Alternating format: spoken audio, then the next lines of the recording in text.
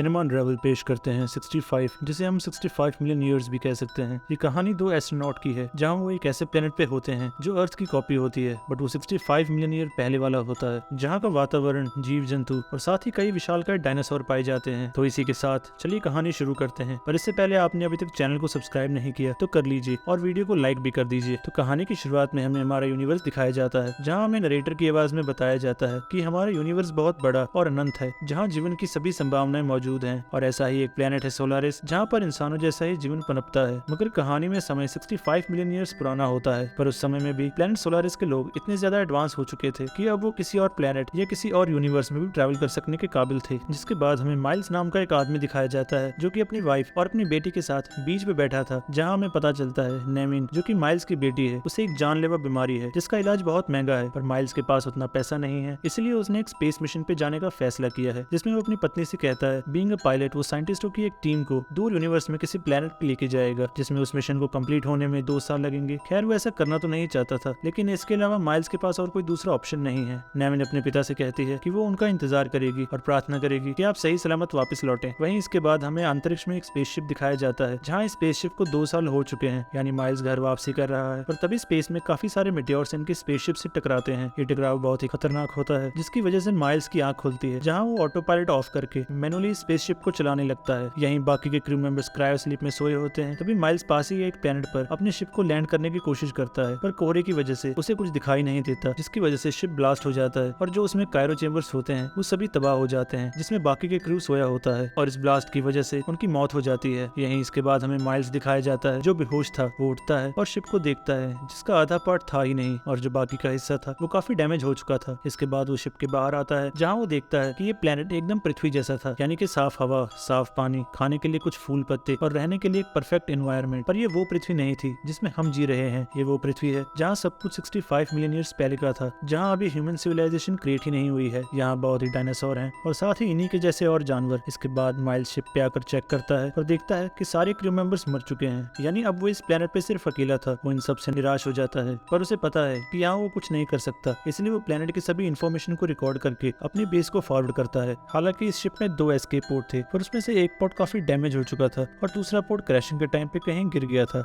इसलिए वो तय करता है कि वो एस्केप पोर्ट जो कहीं गिर गया था वो उसे ढूंढेगा, पर वो इतना अकेला हो चुका था कि वो अपनी जान लेने की कोशिश करता है। तभी शिप के मॉनिटर से एक आवाज आती है। वो जाके चेक करता है और देखता है कि उन कायरो चेंबर्स में से एक चेंबर में अभी भी कोई जिंदा है और वो कहीं आसपास ही है। माइल्स उसे ढूंढता है और काफी समय ढूंढने के बाद उसे वो चेंबर मिल जाता है, जिसमें उसे एक छोटी लड़की मिलती है। वो उसे अपने शिप पे ले आता है और उसे जगाकर पूछता है कि वो कौन है और कहाँ से है, पर उस लड़की की बातें माइल्स समझ नहीं पाता क्योंकि वो कोई और लैंग्वेज बोल रही थी। यहीं माइल्स को उस लड़की के चेंबर में से एक बुक मिली थी, जिसमें उसे पता चलता है कि उस लड़की का नाम काओ है। इसके बाद हमें अगले दिन दिखाया जाता है, जहाँ माइल्स उस जगह को बहुत बारीकी से जांचने लगता है, जहाँ उसके सामने एक बहुत ही विशालकाय डायनासोर का कंकाल पड़ा होता है और आसपास कई छोटे गर्म पानी के वोल्केनो होते हैं। इसके बाद माइल्स अपना गैजेट निकालता है, जिसकी मदद से वो पॉट की लोकेशन चेक करता है, जो कि 15 किलोमीटर दूर होता है। लेकिन तभी छोटा डायनासोर का बच्चा उस पर आके हमला कर देता है, पर माइल्स अपनी इलेक्ट्रिक गन से बच के वहाँ से निकलता है और वापस वो स्पेसशिप पे आ जाता है, जहाँ वो उस छोटी बच्ची को बताता है कि हमारा एस्केप पोर्ट यहाँ से 15 किलोमीटर दूर एक पहाड़ी के ऊपर है, हमें जल्द से जल्द पहाड़ी को क्रॉस करके वहाँ तक पहुँचना होगा। लेकिन तभी काओ बताती है कि जिन कायरो चेंबर्स में वो यहाँ तक पहुंचे थे उनमें उसके पेरेंट्स भी थे, वो उन्हें यहाँ से लिए बिना नहीं जाएगी। लेकिन माइल्स को ये पहले से पता है कि उन कायरो चेंबर्स में जितने भी क्रू मेंबर्स थे वो मर चुके हैं, लेकिन काओ उसके साथ जाने के लिए रेडी नहीं थी। इसलिए माइल्स काओ से झूठ बोलता है कि उसके पेरेंट्स वहीं एस्केप पोर्ट में हैं। जिसके बाद ये दोनों अपनी प्रिपरेशन करके उस जगह से बाहर निकल जाते हैं और पहाड़ी तक पहुंचने की कोशिश करते हैं। मगर जितना आसान ये रास्ता लग रहा था उतना था नहीं, क्योंकि 65 मिलियन ईयर्स पहले चलने वाले डायनासोर ही नहीं बल्कि उड़ने वाले डायनासोर भी मौजूद थे, जो कि इनके ऊपर से कभी भी हमला कर सकते थे। ये दोनों छुपते छिपाते उस मैदान से निकलते हैं तो ये एक जंगल में पहुंच जाते हैं, जहां उन्हें कई छोटे छोटे डायनासोर जैसे क्रीचर मिलते हैं, जो कि आकर उनको नुकसान पहुंचाने की कोशिश करते हैं। लेकिन माइल्स अपनी इलेक्ट्रिक गन की मदद से उनसे बच के निकलता है। रास्ते में आगे इन्हें झरना दिखता है, जहाँ ये रुककर पानी पीते हैं और वहाँ काओ थोड़ा आराम कर लेती है। यहीं माइल्स पास ही में एक झाड़ पर चढ़कर अपने गैजेट से उस एस्केप पोर्ट को ढूंढने की कोशिश करता है, लेकिन तभी उस झाड़ की टहनी टूट जाती है और माइल्स बहुत ही जोर से नीचे गिरता है, जिसकी वजह से उसके लेफ्ट हैंड में काफी चोट आ जाती है। वहीं टहनी के टूटने की आवाज से पास ही में मौजूद कुछ बड़े क्रीचर माइल्स पर हमला करते हैं, पर वो अपने पास रखे हुए बॉम्ब उनकी तरफ फेंकता है और उनसे बचने की कोशिश करता है। तभी काओ भी वहाँ से भाग के एक झाड़ के पीछे छुप जाती है, पर तभी वो देखती है कि जहाँ वो छुपी है वहाँ कई फ्लाइंग डायनासोर हैं और उनसे छुपने के लिए वो पेड़ की दूसरी तरफ हो जाती है, पर उनमें से एक डायनासोर उस पर हमला करता है और उसे खींच के ले जाता है। और तभी माइल्स वहाँ पहुंचकर काओ को बचा लेता है। काओ इन सबसे काफी डर चुकी थी और घायल भी हो चुकी थी, इसलिए माइल्स उसकी मदद करता है। उसे उठा के अपने कंधे पे आगे पहाड़ की तरफ जाने लगता है। दरअसल काओ में माइल्स को अपनी बेटी नजर आ रही थी, जिसे वो 2 साल पहले पृथ्वी पे छोड़ आया था, और अब काफी रात हो चुकी थी, जिसकी वजह से ये एक गुफा में रुकते हैं, क्योंकि खुले जंगल में रुकना इनके लिए सुरक्षित नहीं था। इसी दौरान माइल्स सोने से पहले अपने गैजेट से अपने और एस्केप पोर्ट की दूरी चेक करता है, पर जब वो गैजेट देखता है तो उसके होश उड़ जाते हैं, क्योंकि जिन मेटेओर की टकराने की वजह से वो इस प्लेनेट पे पहुंचा था, वही मेटेओर अब इस प्लेनेट से टकराने वाले थे, क्योंकि ये 65 मिलियन ईयर पुरानी पृथ्वी है, जहाँ इसके टकराने से पृथ्वी के साथ सभी डायनासोर भी खत्म हो जाएंगे। माइल्स से बात समझ चुका था और काओ को भी ये सब बताता है और कहता है कि हमें जल्द से जल्द पोर्ट तक पहुंचना होगा। और जैसे ही ये निकलने वाले होते हैं तभी वहाँ एक बड़ा डायनासोर आ जाता है। ये दोनों अपनी जान बचाने के लिए गुफा के अंदर चले जाते हैं। वहाँ इन्हें एक सुरंग दिखती है जहाँ से ये निकल सकते हैं, और वो इतनी छोटी थी जिसकी वजह से काओ तो सुरंग से चली गई थी, मगर माइल्स नहीं जा पा रहा था। तभी पीछे से छोटे डायनासोर आकर माइल्स पे हमला कर देते हैं और उसे खींच के गुफा के अंदर ले जाने लगते हैं। वहीं माइल्स अपनी इलेक्ट्रिक गन से उन पे हमला करता है और उनसे बच के कैसे तैसे गुफा से बाहर आ जाता है, और अब बाहर आके देखता है कि काओ कहीं नहीं है। इसी बीच वो देखता है कि आसमान से कुछ बहुत तेजी से पृथ्वी पे आ रहा है। इसका मतलब उनके पास ज्यादा समय नहीं है, इन्हें जल्दी यहाँ से निकलना होगा। वो इसीलिए काओ को ढूंढने लगता है, मगर गलती से वो एक दलदल में फंस जाता है। माइल्स वहाँ से निकलने की कोशिश करता है, लेकिन वो दलदल से निकल नहीं पाता। तभी काओ वहाँ पहुँच जाती है और माइल्स को झाड़ के एक तना देके बचा लेती है। माइल्स उठ के उसे गले लगा लेता है और उसे बताता है कि हमारे पास समय बहुत कम है, हमें यहाँ से निकलना होगा। ये दोनों पूरी शाम चलते हैं और फाइनली रात होने से पहले उस एस्केप पोर्ट तक पहुंच जाते हैं। अच्छी बात ये थी कि वो पोर्ट सही सलामत था, यानी बिल्कुल भी डैमेज नहीं हुआ था। माइल्स फटाफट उसे ऑन करके वहाँ से निकलने वाला था कि तभी काओ वहाँ से निकल जाती है और अपने पेरेंट्स को ढूंढने लगती है, क्योंकि माइल्स ने उसे कहा था कि उसके पेरेंट्स पहाड़ी की चोटी पर ही मिलेंगे। लेकिन तभी काओ को पता चलता है कि यहाँ पर जितने भी क्रायो चेम्बर्स थे वो उस धमाके से खत्म हो चुके थे। इसका मतलब उसके पेरेंट्स मर चुके हैं। तभी माइल्स काओ के पास आता है और उससे माफी मांगता है और उसे बताता है कि उसके इस मिशन पे आने का रीजन यही था कि इस मिशन के पैसों से वो अपनी बेटी का इलाज करा सके, पर उसके पहुंचने से पहले ही उसकी बेटी मर गई। इसीलिए उसने काओ से झूठ कहा था, क्योंकि उसने उसे अपनी बेटी नजर आ रही थी। उसे वो बचा के अपने साथ ले जाना चाहता था। ये कहते ही वो काओ को गले लगा लेता है और कहता है कि हमें जल्दी यहाँ से निकलना होगा। जिसके बाद वो पॉड में जाते हैं और इसे स्टार्ट करके निकलने लगते हैं। तभी वहाँ 2 डायनासोर आके इन पे हमला कर देते हैं। माइल्स जानता था कि वो अगर काओ के साथ यहीं रुका तो ये दोनों मर जाएंगे, इसलिए माइल्स पॉड से निकल के दूर जाता है और उन दोनों डायनासोर्स का ध्यान अपनी तरफ आकर्षित करता है ताकि काओ की जान बच सके। इसी बीच वो अपनी गन से एक डायनासोर को खत्म भी कर देता है, मगर दूसरा अभी भी जिंदा था और वो उसे भी मारने की कोशिश करता है, पर उसकी गन रीलोड नहीं हो रही थी, इसलिए वो वहाँ से भागने लगता है। माइल्स को समझ नहीं आ रहा था कि वो इस डायनासोर से कैसे बचे। तभी उसे वोल्केनो की आवाज सुन के एक आइडिया आता है। वो जमीन से फटने वाले वोल्केनो की तरफ भागने लगता है और जैसे ही वो बड़ा डायनासोर उसे खाने ही वाला होता है, तभी जमीन से फटने वाला एक वोल्केनो उस डायनासोर के मुंह पे लगता है, मगर उसकी चमड़ी इतनी मोटी थी कि उस लावा का उस पर कोई असर नहीं होता। इसलिए वो और ज्यादा गुस्सा होकर माइल्स के पास आता है, पर तभी काओ आकर उस डायनासोर की आंख में एक लकड़ी घुसा देती है। इसी बीच एक और पानी का वोल्केनो फटता है और ये पहले से भी ज्यादा बड़ा होता है, जिसकी वजह से वो डायनासोर वहीं खत्म हो जाता है। इसी बीच माइल्स को अपना एस्केप पोर्ट दिखता है और ये दोनों भागकर उसकी ओर जाते हैं और फटाफट उसे ऑन करके अपने प्लेनेट की लोकेशन डालते हैं और इस ग्रह से जितना जल्दी हो सके निकलने की कोशिश करते हैं। इसी बीच उन पे काफी सारे मेटेओर गिरने लगते हैं, लेकिन कैसे तैसे माइल्स उनसे बच के वहाँ से निकल जाता है और पीछे हमें दिखाया जाता है कि कैसे ये 65 मिलियन ईयर पुरानी धरती खत्म हो रही है। यहाँ रहने वाले डायनासोर खत्म हो रहे हैं और इसी के साथ कैसे समय बीतने के बाद आइस एज आया और कैसे ये धरती इंसानों के रहने लायक बनी। इसी के साथ ये फिल्म यही खत्म हो जाती है। आशा करता हूँ कि ये कहानी आपको पसंद आई होगी।